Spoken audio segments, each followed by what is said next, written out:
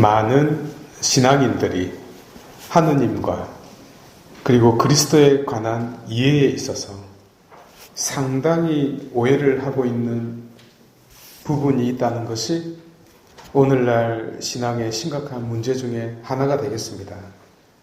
첫 출발이 삐거덕거리면 결과는 전혀 다른 곳으로 도착할 수 있게 됩니다. 이 차이를 조정해 주고 싶은 마음 간절합니다. 오늘 사건을 통하여 함께 엿볼 수 있었으면 합니다. 먼저 우리가 잘 아는 아브라함의 믿음, 동시에 그 이면에 이삭의 희생 사건을 맞닥뜨리게 됩니다. 첫 번째 오해는 하느님이 아브라함을 시험한다는 점입니다. 왜 시험을 하죠? 야고보서는 이렇게 대답해 줍니다. 좋은 금을 만들기 위해서 뜨거운 불로 단련시킨다라고요. 글쎄요. 또 다른 측면에서 우리는 욥의 시험을 잘 알고 있습니다. 결국 하느님은 욥의 의로움을 보시고 큰 축복을 주시죠. 그런데 말입니다. 욥에게 축복을 주시고자 그 많은 사람들과 동물들이 죽었어요. 그 희생된 자들은 도대체 뭡니까? 욥을 축복하기 위한 도구에 불과할까요? 그러니까 말이 안 되는 것이죠. 핵심은 그런 것이 아니겠죠. 성서학자들이 바라보는 아브라함의 사건은 예수님의 변모 사건을 준비하는 관계에 있습니다. 아브라함의 사건이 하나의 공식이라면 변모 사건은 그 공식을 설명해 주는 것입니다. 이 관계는 유다교와 기독교 양쪽에 빛을 비추어 주는 단서가 됩니다. 그래서 비교해 보라고 전례가 함께 텍스트를 제시해 놓은 것입니다. 결과가 이렇다라고 말입니다. 그럼 결론이 뭘까요? 하느님은 시험하는 분이 아니라는 사실입니다.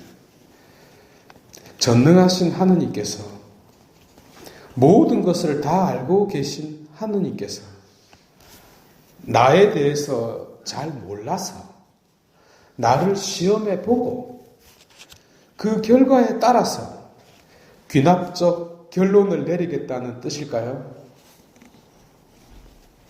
아니라고 말해도 여전히 우리 눈에는 시험하는 것처럼 보이죠. 그래서 많은 예술가들이 더 심층적인 의미가 있다는 의미로 작품들을 남겼습니다. 특히 샤갈은 이런 그림을 그렸습니다. 그 희생당하는 그림을 통해서 어떤 엄청난 메시지를 가르쳤죠. 그런 뜻이 아니라고요. 그 뜻은 이 뜻이라고요. 유다교 랍비들은 이 이야기를 그리스도의 십자가 사건과 홀로코스트의 비극을 가리키고 있다고 봅니다. 그리스도의 십자가는 모든 개별적인 인간이 처하게 될 운명을 말해주고 있고, 홀로코스트는 우리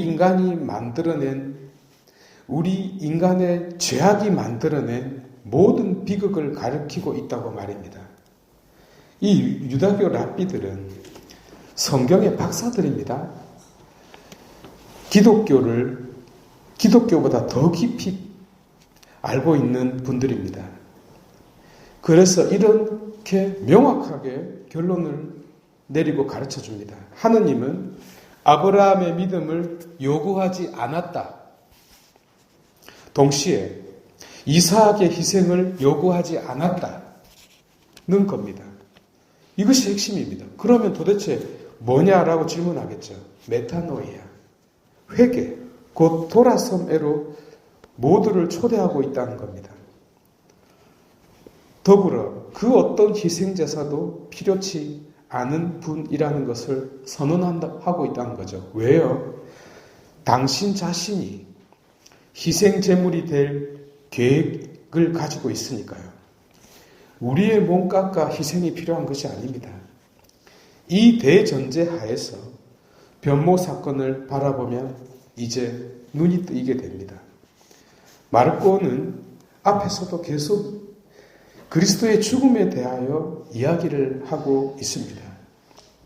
참고로 우리 기독교 신앙의 부활은 죽음을 왜곡을 시켰어요. 왜곡을 해도 이렇게 왜곡을 시킬 수가 없습니다. 십자가의 죽음도 마찬가지인데요. 갑자기 왕 중에 왕이 되었습니다. 결국 우리가 생각하고 있는 왕의 옷으로 갈아입혀버렸어요. 힘 있는 자, 힘으로 통치하는 그런 왕요. 그런데 보십시오. 십자가에 무기력하게 못 박혀 죽었을 뿐입니다. 이 자리에서 이사학이 보이지 않습니까? 만약에 말입니다. 이사학이 중학생 정도만 되었어도요, 아버지 얼굴 한 대 갈기고 도망쳤을 겁니다. 그게 아버지라도, 본당 신부라도 한 대 치고 도망갔을 겁니다. 살아야 되니까요. 그러나 그는 너무나 힘이 없는 자입니다. 그래서 어쩔 수 없이 꽁꽁 묶여서 죽음의 구렁텅이로 빠져 들어가고 있습니다. 이제 홀로코스트가 보이지 않습니까? 어쩔 수 없이요. 가스를 마시고 죽어야 합니다. 힘없는 가자지구의 사람들을 보십시오. 그냥 희생되고 있을 뿐입니다. 힘이 없으니까요. 그런데 갑자기 부활하고 나서 이 세상 그 어떤 통치자보다도 더 힘이 센 왕이 되고 말았어요. 순식간에 슈퍼맨으로 바뀌고 말았습니다.